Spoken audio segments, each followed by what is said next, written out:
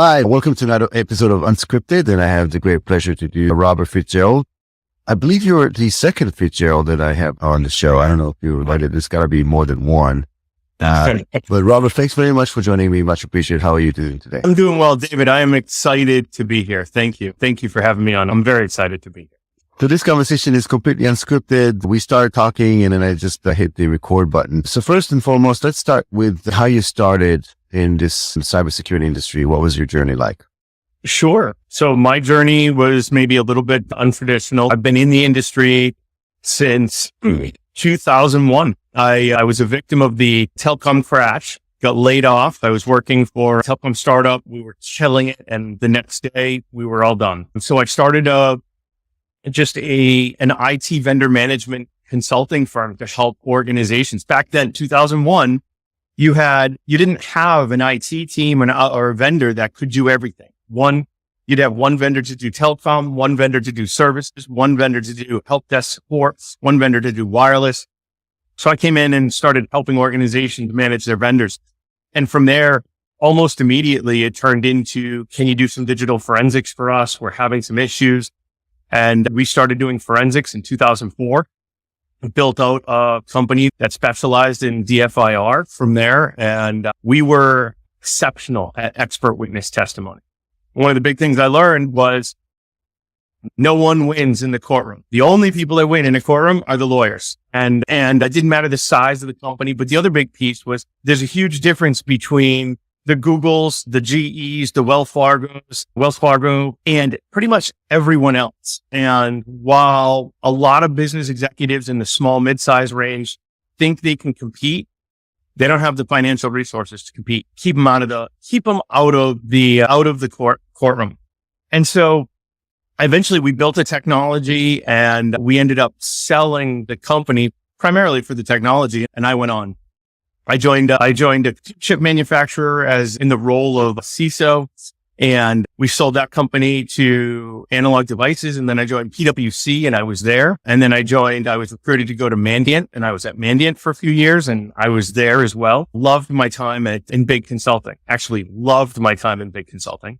And then I was traveling like crazy and my wife came to me and said, we have 3 kids. I work full time. You work full time. And you're on the road now all the time. Let's have a conversation. And so I left big consulting. I joined a local consulting firm that immediately 6 weeks in got bought by a large MSP, Green Pages. And I was there for 3 years running their security risk and compliance programs. And it's been a great ride. It's been, from my perspective, the number one thing I tell anyone looking to get into the cybersecurity space, do it. Just volunteer, lean in and do it. Don't be afraid. You're never going to have all of the requirements that you need. You're never going to have all the experience you need, but there's someone out there that needs what you have and are willing to bet on you to learn more to be able to help their organization. Wow. Fascinating. Absolutely fascinating journey. But I already know we're going to go on tangents here because I have so many questions. I try to keep everything in order. So let's chat about, you mentioned expert witness. And this is an area that I haven't had a chance to cover because I haven't met somebody who has some of the knowledge associated with it. Just recently, I watched a documentary, listened to a podcast about somebody who's an expert witness for the type of bite that person has in some murder case and so on. And they said that they can make $100,000 from a single trial. And there's some areas, especially around computer forensics and some of the litigation associated with cybersecurity, that requires just as much as expertise. It's a couple of things. One, in your opinion, if somebody wanted to become an expert witness in this particular space, how would they go about it and do that? And what are the skill set associated with becoming reliable and well thought of expert witness? So here's three tips that I'll give in regards to being an expert witness. 1, be prepared, because it is an incredibly difficult job to do. And this isn't a scary thing. I'm not trying to dissuade anyone, but there's a lot of actions, activities that need to happen, and it creates a significant amount of stress. There is probably the biggest and best skill you can have is storytelling, is presenting. The reason that my team, we were exceptional is because we could get on the stand and explain to a judge or a jury or a tribunal in terms they understood, typically using analogies, very complex concepts. And so you have to balance understanding and knowing and being very sure of what you can interpret to be able to present it. But then you have to be able to present it in a manner or a way that's digestible by the people consuming it. Sometimes that's the legal counsel that you work for. Sometimes it's legal counsel opposing legal counsel. Other times it's the judge. Other times it's the jury. And that right there is the biggest thing. It is being up on the stand is possibly, and being cross-examined is possibly the most difficult thing people will ever do as an individual. Because remember, if you lie, if you intentionally misstate, if it comes out that you were acutely wrong, your entire professional career is over. They can never use you as an expert witness again. That's so interesting. It sounds like some of those skill set are also required when a cybersecurity professional is presenting to the board or to other executives. The stakes are high. They may have not understand some of the concept you have to simplify. So it sounds like there are some similarities there. The stakes. So by the way, a lot of times as an expert witness, you are going to be presenting to a board before the matter goes to court. The board or a subsection of the board of directors is going to want to hear what you have to say to understand whether or not it makes sense to continue investing in the litigation or not. And I think you're absolutely there's a lot at stake when you present to a board, and being able to storytell is a huge skill, because when you're dealing with board members, you have a wide range of perspectives, and more so than just even perspectives. The board members are typically successful individuals in their own right and have experiences and knowledges that they believe is correct. So they're coming at you different than maybe a jury. They're coming at you with information that they believe is correct, which may not even align with the individual board members you're presenting to at the time. And you need to be able to digest that, not accept it as criticism or critique, and be able to convey the messaging in an appropriate manner. Okay. And recently the FCC concluded or mandated there's personal liabilities for the executives when breaches occur, and they're liable, personally liable. Do you find that there's more weight now to doing cybersecurity and security posture now than it used to be, just due to the fact that now publicly traded companies the executives are personally responsible for incidents? So I think that between the shift in cyber insurance and being able to obtain cyber insurance and the accountability factor, I think that is absolutely going to change how organizations think about and consider cybersecurity within their institution, whatever that is. And I think, I'm not sure we've seen it yet, although we are seeing the repercussions of it. I think one of the biggest things that I talk to when I present to executives, I'll ask them, in particular, non-technical executives, I'll ask them this question. What's the number one thing? What's the first thing that you need to think about when your organization is hit with ransomware? And I usually hear lots of technically aligned type of cybersecurity aligned type of solutions. But the reality is that's not the case. If you go back to how I got into this, into this industry, how do we keep people out of the courtroom? How do we keep organizations out of the courtroom? The number one thing that you need to think about is, how am I going to make payroll on Friday? Because in most states, you miss payroll by 3 days, it's triple damages. Mm-hmm. So what you need to think about is, as an executive, is how am I going to make payroll on Friday? Because if I don't make payroll, not only am I going to have to pay triple payroll plus payroll, I'm also going to have a whole bunch of employees quitting and being able to say whatever they want to whoever they want on social media. And so the reality is we talk about at Arcas, we talk about cyber risk management, not because we're worried about your firewalls or your antivirus, but because we're worried about the bigger picture of what's happening or what could happen to your organization and how to minimize that as quickly as possible. Now, what most executives don't know is that law firms, and this is not malicious, this is not, you can take it for what it is, but class action firms are monitoring the dark web for breach notifications, right? Hey, we want to see, because the ransomware gangs will often post, hey, we popped this company. They're monitoring. And there's two bigger issues. If you're a company that's hit by ransomware, you should plan and expect and have in place a plan to address customer-based lawsuits, in particular, when you're a B2B company, because executives at your business customer have a fiduciary obligation to protect their assets, which includes some of the data that you might be holding of them.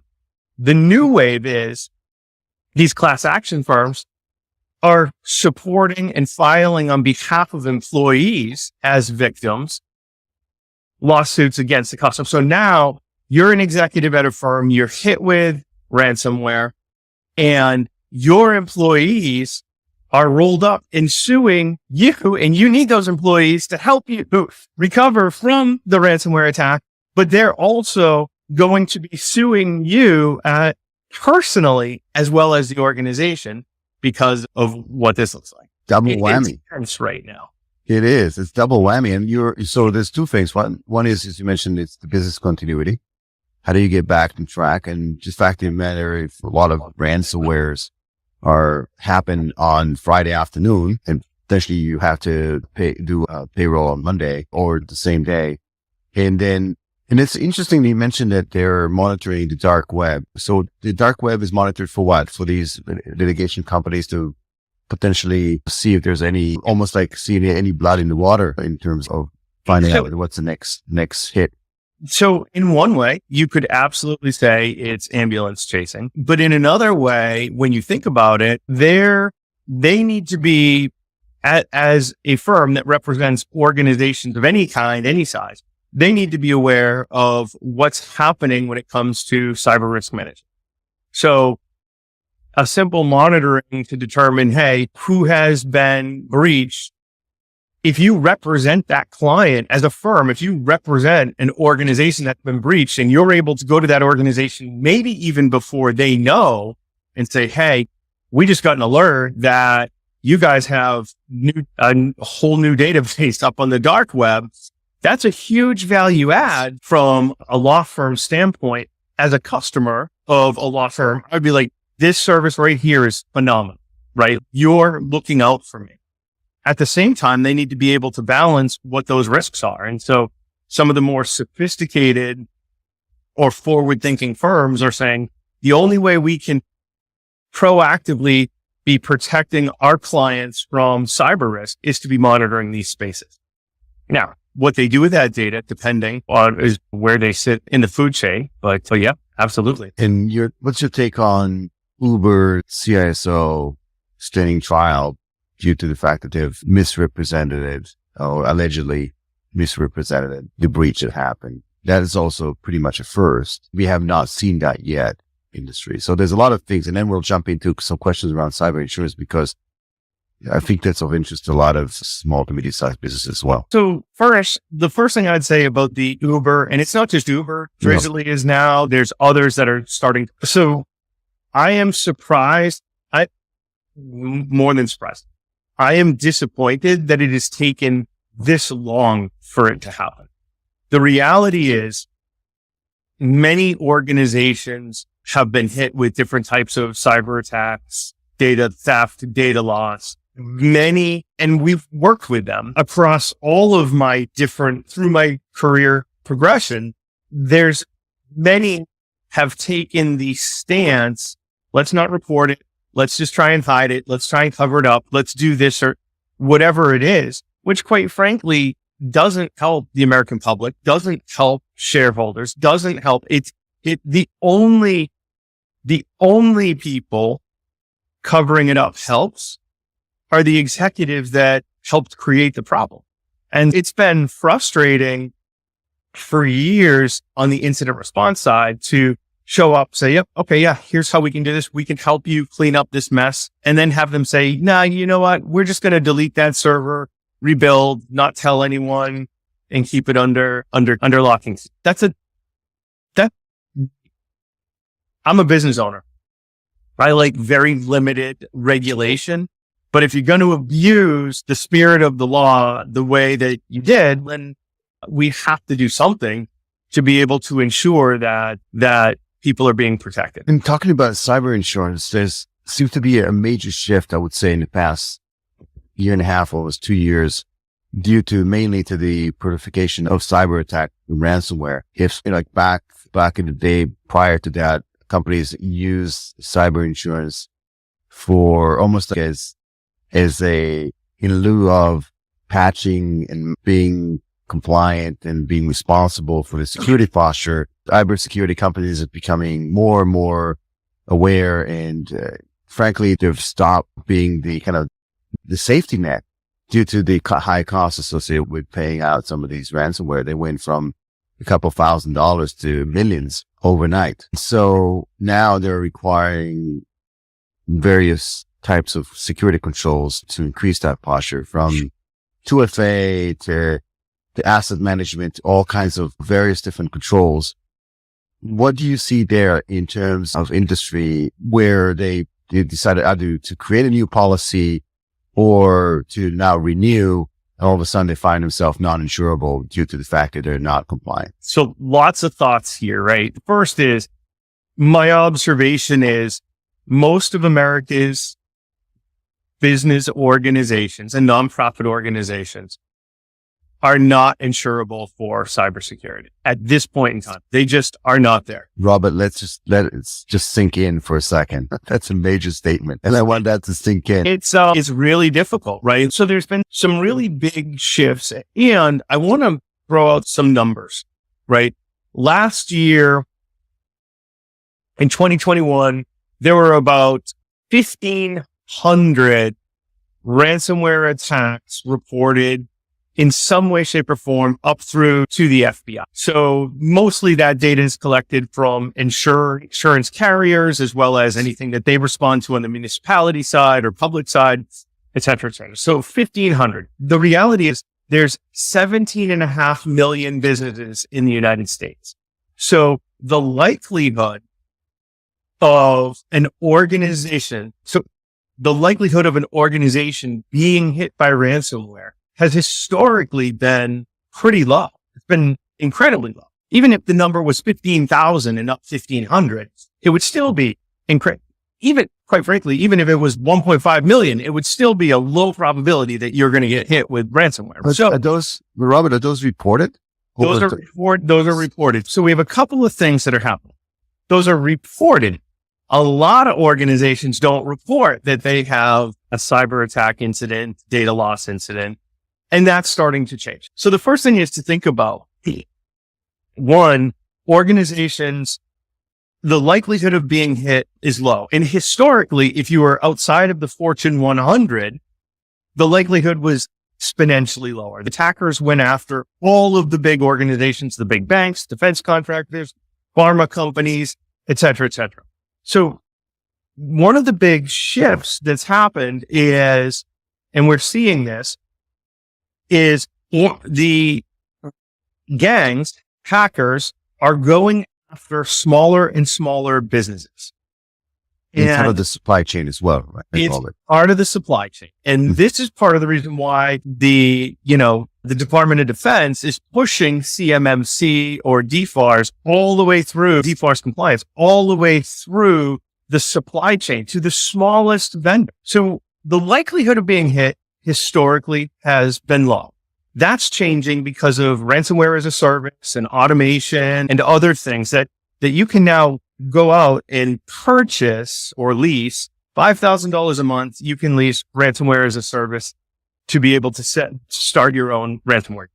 That's peanuts. With tech support. The whole thing, right? The whole thing. Then it's peanuts. Now, the insurance companies have been paying out the wazoo because everyone has been using cybersecurity insurance as a stopgap. Oh, we don't need to do that. We got cyber insurance. Literally, I've had that conversation so many times in the past 20 years. It is heartbreaking. That being said, what they've done is they've said, okay, there's a couple things that the insurance carriers have done.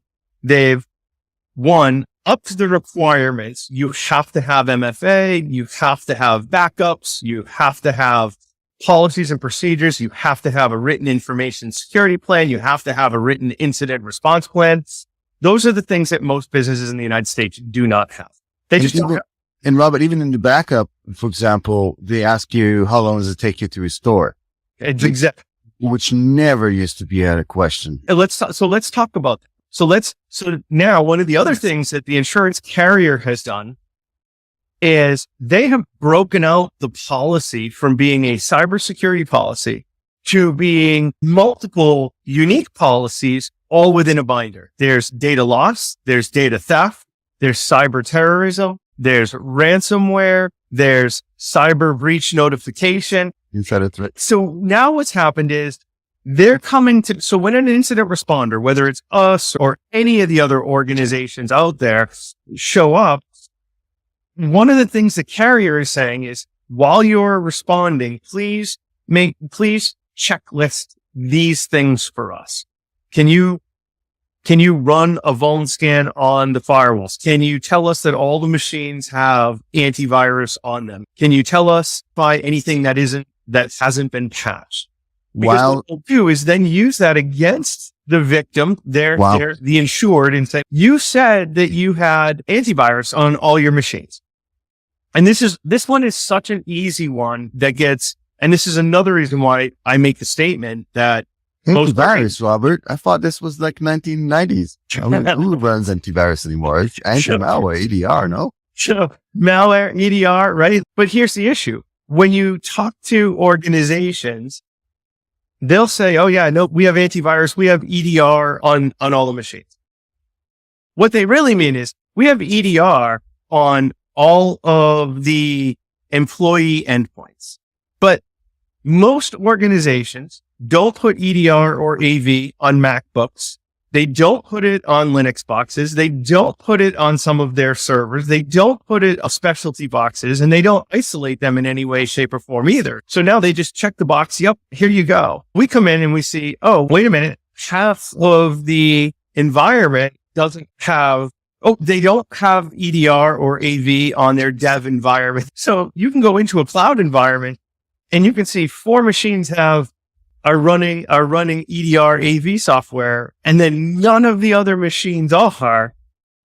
And you just go, guys, like, this is not. So why don't they do that prior to? If you look at more mature insurance policies, right? So let's say you want to insure your property. They send someone over. Oh yeah. So they don't take your word for it. They send somebody over to do a site survey to make sure that you declare that you have a fireplace. Just because now, if it's not in your policy and your house burns down, oh, you had a fireplace, then we have a problem. Why don't they do that prior to a breach and only ask you to have all the site survey as you are responding to an incident? I think 2 parts. The first is they're moving in that direction. They're moving in that direction because they're putting more and more requirements on the insurance brokers to collect the information and leaning on the brokers. And the brokers obviously don't want to lose the relationship with the carriers. So they have to play pretty straight and narrow as best they can. But the brokers are relatively speaking, uneducated on cyber risk as it stands. And then two, I think they still need to sell policies.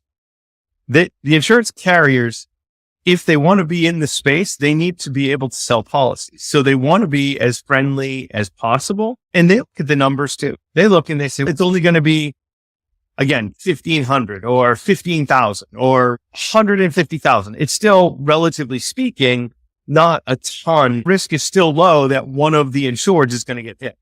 Now what's happened is when an insured does get hit with ransomware, that's when they come back and they say, okay, let's take a look at, because remember, an insurance carrier is there to protect its assets. Its assets is not your business. It's the premium that you've paid them and the dollars that they hold in the background. It's insurance.com, not .org. They're not pro bono trying to. Exactly, not .free. I love that. So I think those are the big issues that the carriers are still trying to struggle with. And they want to play nice with the insureds, their clients, their customers. And at the same time, they need to find ways to reduce the risk as much as possible. If I can comment, I am currently really concerned about this emerging trend of illegal or making it difficult or impossible to pay the ransom. So a couple things here, right? The average, if you look at all U.S. businesses, there was a study that came out in August or so that showed the average downtime to ransomware is 24 days. If you remove the Fortune 100, it's over 30 days. So a couple things here, right? And again, Robert, let's sink in for a second, because those numbers are astonishing. You have to wait 30 days to resume business. Like how long will the company last? So these are the issues that I think of. First off, don't forget, we have payroll expenses that you have to be paying.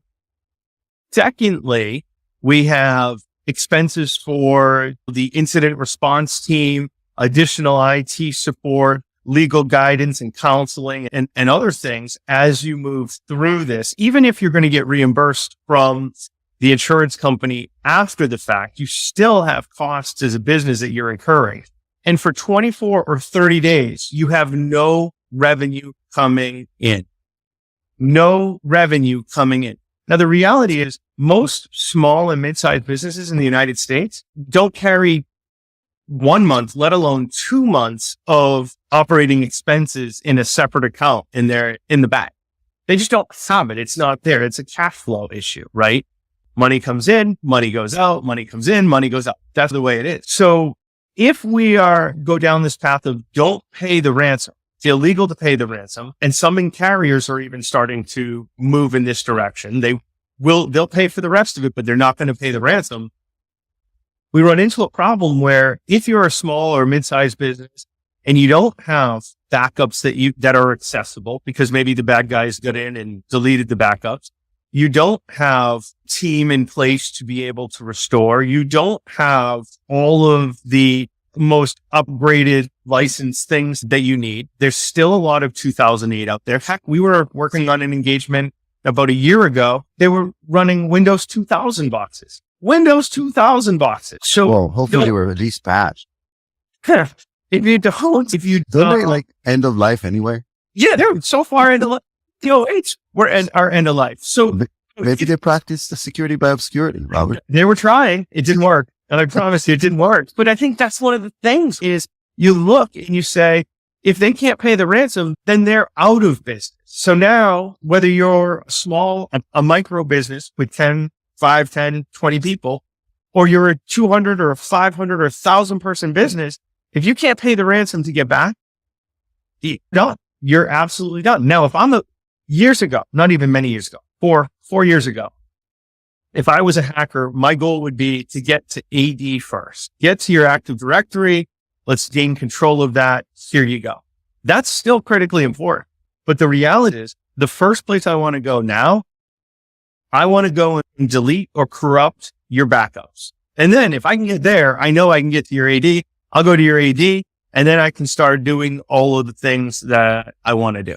The point being where it used to be if I can get to AD, I can get access to any data, anything that I want. And that's still true. Now the idea is if I can stop or screw up backups, I can then really squeeze the victim as a bad guy. I can squeeze the victim into making them. Now, what I know is if they don't have any revenue coming in every day and they have all these expenses, I just have to figure out where I can start with a number, 5 million.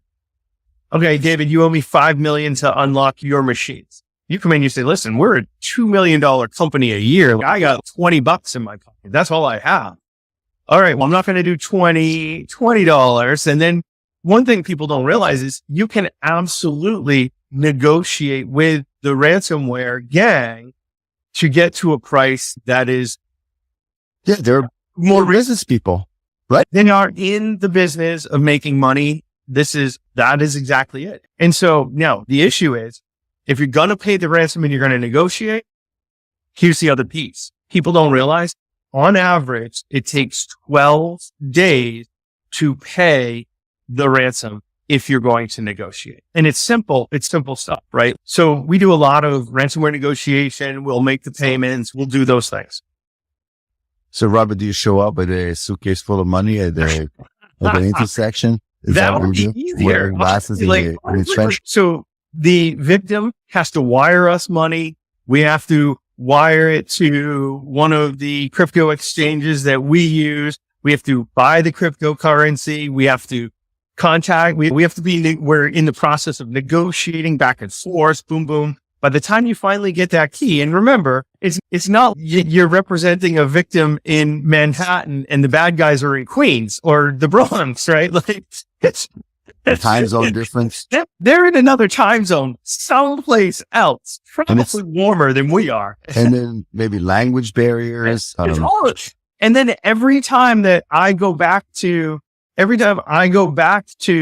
bad guys to negotiate or ask or respond to them, I'm talking to a CSR. I'm talking to a customer service rep that has to then go and say, hey, boss, are you okay with you don't think it's a tactic, Robert? You don't think it's a tactic, Robert? You're really talking to the person, but it's, I got to ask my boss and do it. You know, sometimes they have to ask their boss. Like there's whole networks of support systems for ransomware gangs. I'm surprised they don't have a portal where you can just go in and start just almost automate this thing where they can just put in the information and pay, okay, like eBay, like how you pay, and then automatically you set the threshold and then you just bid back. I think they should trying to automate some of this. David, this is a horrible idea because what could happen is I know that you have reached, you're trying to negotiate to get your data back. And I'm like, I'll pay $1 more. I'll pay $1 more. I'll pay $1 more. And now I'm your competitor and I'm buying everything you have for $1 more than you. That's a terrible idea. It's terrible. So yeah, I definitely want the terrible idea of the month here, but hopefully nobody's going to implement that. But aside from that, also the mechanics of restoring, let's say you went ahead and did all of that. Yep. Again, it takes a long time to decrypt the drives. It takes sometimes there's errors associated with decryption. There's all kinds of mechanics associated with restoration of services. And it's not, okay, you paid and then you get the keys and then boom, you're up and running. There's so much more associated to that. Absolutely. I think, remember, the older the machine, the older the software, the more likely there is to be corruption. In fact, one of the big things that we see happen is when we're restoring data, not everything comes back. And of course, usually the victim is, I knew this was going to happen. The bad guys, they're just trying to pull another one on me, whatever. The reality is, listen, you've done no maintenance, no diligence on your infrastructure, and it's old. And there's corrupt data on it. There was just a matter of time. This year accelerated that time. But if you're running a 2008 box and it's end of life, there's no patches left and it has old data on it, why aren't you investing in your infrastructure? That's a big thing. And I think that's another piece. It's funny. We've been working with a few companies that are really starting to understand encryption and, in fact, trying to figure out and solve for how can we decrypt without having to pay the ransom. And so one of the companies that we work with, absolutely, they're doing a great job with this, that they're like, hey, listen, we have technology in place that can decrypt essentially on the fly ransomware. And then other companies that are taking, another company that we work with that's taken a different technology approach, which is data breaches matter, but matter significantly less if all of the files are previously encrypted and a key and tied to a key on that machine. So their approach, right? So on one side, we have the approach of, listen, we have the ability to decrypt on the fly. And then on the other side, we have, even if you're hit with ransomware and you can decrypt, you still have a problem. They've stolen your data and it's a reportable event and you have to express all this. What we'll do is take all of your unstructured data, encrypt it, give you the key to be able to share out the data in any way you fit. We'll manage the key so the bad guys can never steal the key. And if they take your data, they can't open it because they don't have the key, the plug-in to make it work. So you just encrypt first, Robert. You just decide to encrypt first. That's exactly right. That's exactly right. Because there's another piece. Many times, David, we'll see not one, but multiple ransomware gangs or malicious actors inside of an environment. And sometimes it's just a race to who hits enter first. It's like a gangbang on that particular, yes. the particular company. It's crazy. We see that happen way more than it's talked about, that if you're hit with ransomware, you probably have multiple actors in your environment, which is why you can sometimes see, I have yet to see in 25 years, I have yet to see bad guys come in, encrypt, demand a ransom, get paid a ransom, and then encrypt you again. I have yet to see that in 25 years. In fact, I have yet to see. Yeah, they have certain honor among thieves. No, so I think it's different. Maybe they have honor among thieves. I think this is all business. It's like a jewelry heist, smash and grab jewelry heist. If they don't give you the decryption key, other people won't pay their ransom. Other victims won't pay their ransom because there'll be this idea like, we don't, they're not there to make friends. They're not there to hassle anyone. They just want to get paid. And quite frankly, if you think about the stack, right? Like I was talking to someone about this the other day. If you think about organized crime as tiers or layers, you have the boss up high. All these people are just the low level people, right? So it doesn't matter. It's similar to, if you've watched Narcos, it's similar to the drug cartels. It's similar to The Godfather. It's similar to all of the other sort of crime syndicates that we think about, that we're not talking to Michael Corleone here. It's someone below someone who has a brother that knows that we're talking to. And what happens is they get paid, or they get paid a percentage of whatever they bring in. And so they're like, all right, here we go. And so they want to just continue to get paid. And it also makes sense that there's going to be more than one adversaries, because if you have vulnerabilities on your infrastructure, it makes so much sense that someone else would exploit that as well. You're not the only one. They're not the only one.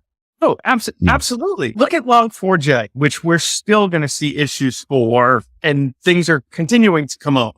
But like anyone on the malicious actor side, anyone who is savvy said, let's jump into this and run this very simple to run exploit and see if we can get it. Now, one of the problems was that it was the software tools were so widely adopted that all of a sudden they essentially come back and they're DDoSing themselves because there's so many yeses, we're in, yes, we're in. The groups don't know what to do with it. Yeah. I heard the And story. now you have 3 people or 3 different organizations or 5 different organizations in a computer network, but 2 of them might not even have had a chance to look at the list that, yes, this is a thumbs up, we're in, because so many organizations were hit. Yeah. I heard a story of someone who discovered activity on their server environment. And it was for some production. Long story short, they realized it because the systems were all patched all of a sudden. And so whoever got in was starting to patch all their systems to prevent from some others to hack into the same boxes. And so they were just using it for mining. That was a while back. And so when asked if they wanted to remove, we said, no, just leave them in there. They're doing a great job. They're like managed service for my infrastructure. And as long as they don't necessarily do anything, they just mine using some of the free cycles, just let them be, because they were blocking everybody else from getting in. So I guess that's another way to think about it. That's one way to do it. That's terrifying. And then do you think that stores, Micro Center, should sell, I guess, ransomware certified hard drives where they can allow you to if you get hit by ransomware, you have more odds the odds are in your favor to restore? It's funny, right? Because I think that they already do, right? They'll sell Western Digital or Seagate drives that have automated cloud backup. So they'll back up to the drive and then boom, it'll back up to the cloud. And that's a clever approach. And I think that's the piece. But the reality is it doesn't matter, right? What matters is if an organization takes a little bit of diligence, requires MFA across one of the things that drives me nuts right now is we'll talk to organizations and they'll say, oh, we have MFA in place. And it's, oh, great. Tell me about that. Oh, we have MFA for email. Okay. Yeah, that makes sense. Oh, 365, you're using Microsoft MFA. Great. What about to get onto your computer? What about to get onto your database? What about all the services that you use? Oh, no, that's too much of a pain in the neck. It's like, then you don't have MFA in place. You don't have MFA in place. You have 1 tire on the car. There's 3 missing. And then if you have 50 employees and all have admin rights. So that's right. And then that's privileged access management is another area where insurance companies are looking to improve. They're looking at that to see who has access to the kingdom and in what sense. But to you mentioned some of this stuff is trivial, but let's talk about the access of these SMBs to talent, technology, and just to be able to protect themselves. This SMB is the backbone of the U.S. economy. And as you mentioned, the majority of them aren't insured right now, but not necessarily because they don't want to or they're just not capable. They don't have any access to some of the larger enterprises. What would you recommend for anybody who's watching this, who runs a business? And we're a knowledge-based economy, meaning that even if you think that you don't have something that someone else wants, you're wrong. You can be a tire manufacturer who's been perfecting tire manufacturing process for 25 years. And that IP is very valuable to someone. And you happen to have an IT administrator who also runs a shop. How do you protect yourself? So I love what you just said. I preach this all the time. So David, I think you just nailed it, right? There is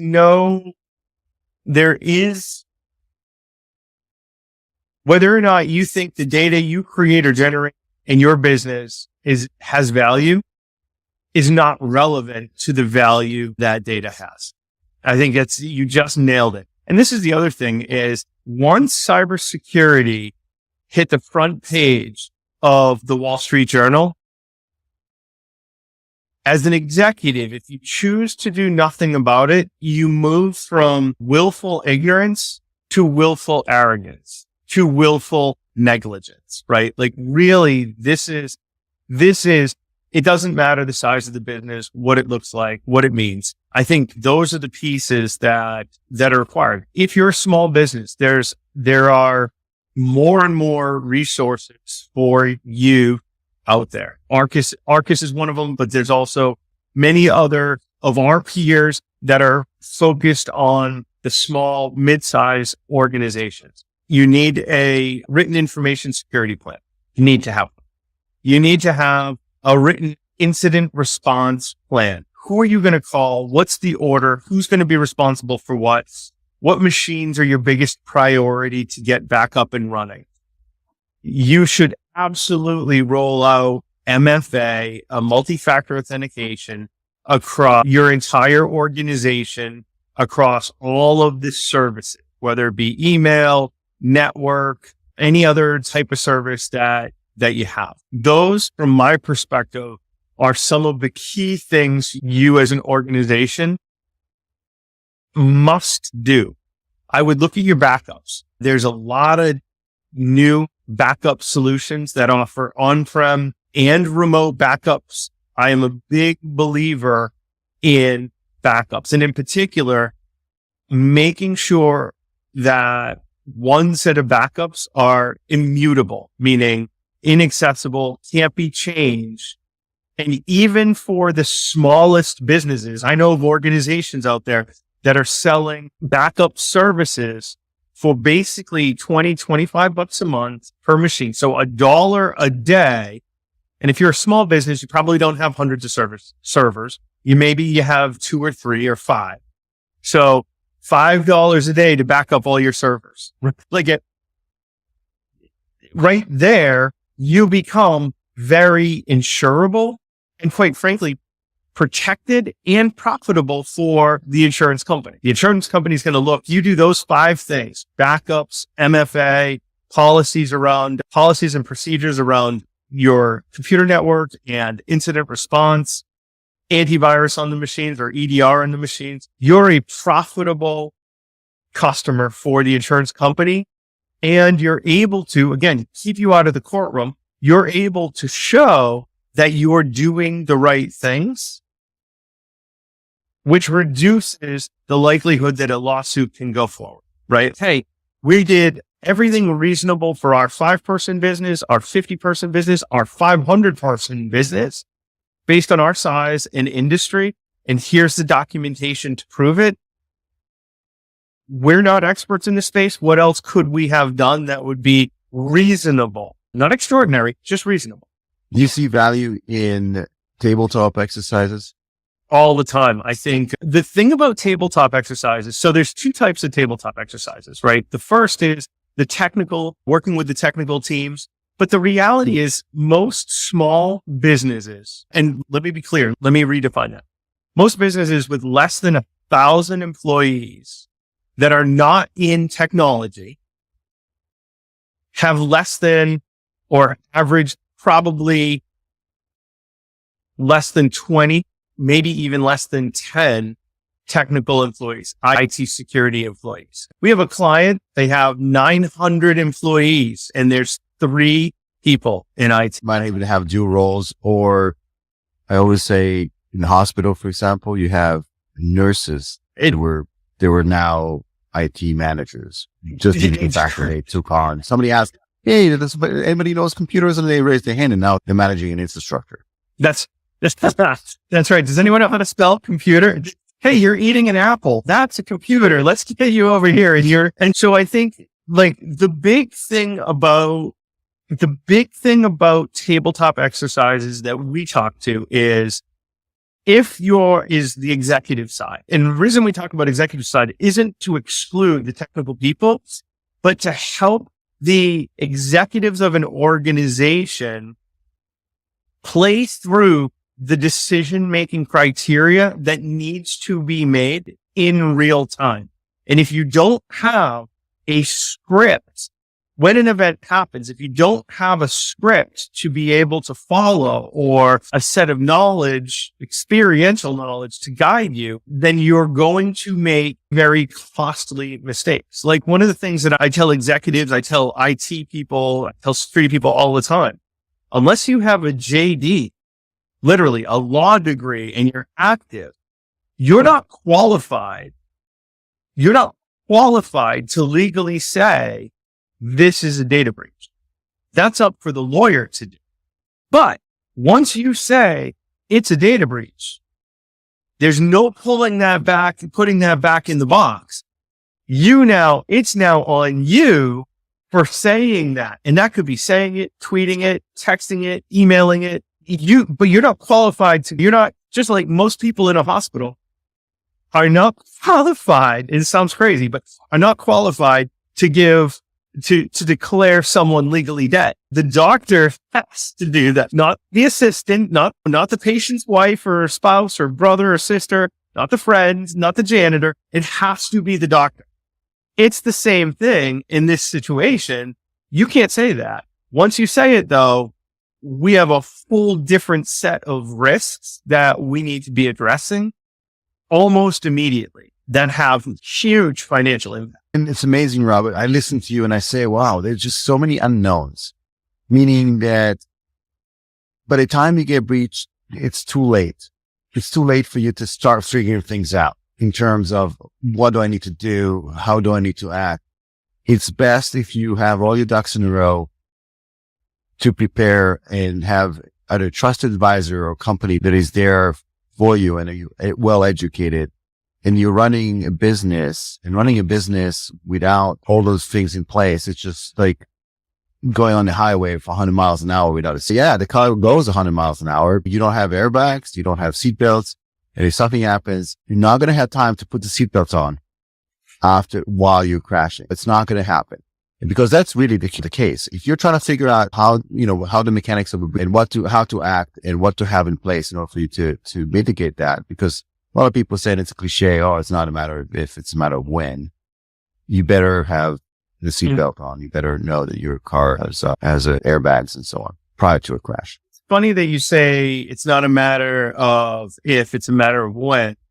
With the amount of automation that the ransomware gangs have been creating and pushing, our expectation is that if you're a small or mid-sized business that doesn't have any type of protections in place, it's not going to be pretty. And I'm not talking 5 years from now. I'm talking 2-3 months from now, 5 months from now, 6 months from now, because much of the infrastructure originally in Russia decides to invade Ukraine. Global sanctions go into place against everything Russia. And quite frankly, Russia is trying to capture and utilize as many of their resources. So the bad guys say we need to rebuild someplace else so that 1, we can use our stuff, and 2, we can get paid when we do use our stuff. They're now done rebuilding. They're finishing up the rebuilding phase. It's taken them 9 months. They've refactored. We're seeing more and more stories of older style ransomware and hacker tools being refactored into new languages, converted it into Rust, into Go, into whatever, which is going to change the game because now they're making code even easier to use, have access to, that can be applied against organizations. And unless you're dealing with a nation state or a very well-paid crime syndicate that's targeting a very specific organization or type of organization, this is all automated. So they don't care. They don't care. They're looking for the vulnerability. They're looking for the opportunity to get in, and boom, they're going to exploit it. And the reality is most small businesses, medium-sized businesses aren't ready for it. And they're going to end up paying ransoms to be able to stay afloat. And then to add to that is we are in a global economical crisis. The other day, I heard that Target is reporting 50% more in store shoplifting and theft. I saw that same article. I was blown away by that. And 50%. So that means that people that are not able to afford or just decide, okay, we can't afford it, we just shoplift. And I believe there are going to be more people that are going to be pushed towards illegal activities, whether it's here in the US or globally, and then they're ripe for signing up for a tool that promises you to return. Maybe some even profit sharing. You download a tool, you pay us 20% of the revenue and more commission only. Yeah. And so we're going to see increase, if not if we don't yet see increase in some of these attacks. But isn't it automation, the promise of automation and orchestration has been around for a long time. So they're producing automation. What about our side of the house? We absolutely are moving forward in automation. We see a lot of buzzing around machine learning and AI. Here's the thing that I struggle with. If you're not a large company and you don't have a dedicated team to security and compliance, how are you going to run these tools and make sure that they're operating correctly? Like, it does nothing when the organization has a team of 50 or 100 people in their SOC and they have their own pen testing team and their own red team and their own vulnerability patching. Of course, then you can say, yes, we got this. But outside of that, for 17.5 million businesses, how are they going to be able to set up, run, monitor these tools effectively? And the truth is they can't. The truth is they can't, which is why we're seeing, and I strongly believe in, do what you're good at and outsource the rest. One of the biggest lessons, and it's difficult because there's a lot of ego at play here for CFOs, for CIOs, and business owners, is to say, all right, we want the best CIO or maybe even CISO, CISO to be working here, but we just want them managing vendors. Let's stop with this idea that we, a 150, 200 person company with 3 people or 5 people in IT, are going to be able to compete at this level. Let's go out and find services that we can use and we'll manage those services, because there's no way that there's just no way. We see this idea of AI. One of the services that we provide is we will run real ransomware, live ransomware, inoculated inside of an environment. We don't care whether or not you think your outside is strong enough to get in or out. We've proven 1 million times over through phishing emails and everything else that bad guys can get in.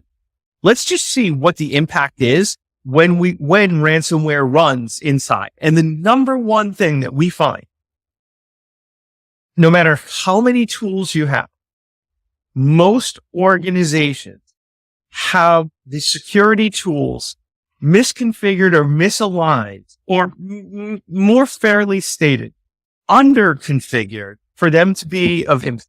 Almost knocked over my mic. For them to be of impact. And so what ends up happening is you invest in all these tools as a CIO, as a CFO, and you think, hey, we're safe and we're secure, but they're not configured correctly, or they're stepping on each other, creating too much noise or eliminating noise, and they're no good. I've seen that before. Actually, I've heard from first source of a case where a bank, fairly mid-sized bank, got breached. And then when they came down to review the EDR, it was misconfigured. It was not turned on. The recording was not turned on. You can imagine how the CFO felt after authorizing a very large purchase of that tool to find out that when they actually they needed it, it was misconfigured. And then you bring up a great point, because you just said how the CFO felt, which I think is right. Like, first off, I don't know how long the role of CISO is going to be in play. I actually think that the role of Chief Technology Officer and building with security first is the new model. And CIO's role, from my perspective, is to make sure that everything is up and running, right? Like, in terms of an organization, they're the DPW of a city. Make sure the roads are clean, things are operating. Here we go. And so what that leads to is bringing in risk and finance to have conversations around cyber risk, because the DPW is always going to say, no, our roads are good. The street lights work. The signs are up and everything, as it should be, because it's for operations, but it's not for risk. Because if it was really for risk, a DPW, the head of the DPW would say that road's pretty long and straight, which means that people could street race on it. So let's put speed bumps in every 100 feet or whatever the nonsense is, right? So the point is when we're now talking about, not talking about security, but talking about cyber risk, we need to have a bigger conversation to remove the egos and help organizations, individuals within organizations, see that their role isn't diminished. It's just part of a much larger initiative to protect the organization. And by the way, once you're protecting the organization, the ability to scale quickly in terms of sales growth and operational growth is exceptional. When you're not prepared, trying to scale becomes incredibly difficult. Does that make sense? Yeah, it makes total sense. And Robert, I feel like we're just getting warmed up, but we are out of time. We already went over time. I feel like we got to dissect other topics, and maybe we'll probably most likely we'll do this again. But before we part ways, and I appreciate the time, and it's been an amazing conversation and very valuable, I find. Thank you. What's the best way for people to reach out to you to know more? Oh, sure. Absolutely. You can visit our website, arcasrisk.com, ARCASRISA.com. Had to think about that. Fitzgerald at arcasrisk.com is my email address, or info@arcasrisk.com. We're on Twitter, Instagram, TikTok. We are across all the social platforms, LinkedIn, of course. Our ability, or what we're trying to do, is make cyber risk management accessible to organizations of all sizes. And it's a lofty goal and very valuable one, to say the least. As I mentioned to you, it's the backbone of the economy, and we need more companies like Arcas to be able to do that, because companies need a lot of help. I find that there's a lot of unknown, as we mentioned during this conversation. But until then, thank you very much for joining me today. For all those who watch us, thank you for joining, and thanks for being part of this podcast, and looking forward to see you on the next one. And until then, stay safe online as well as offline. I'll see you in the next episode. Thank you very much. Thank you again.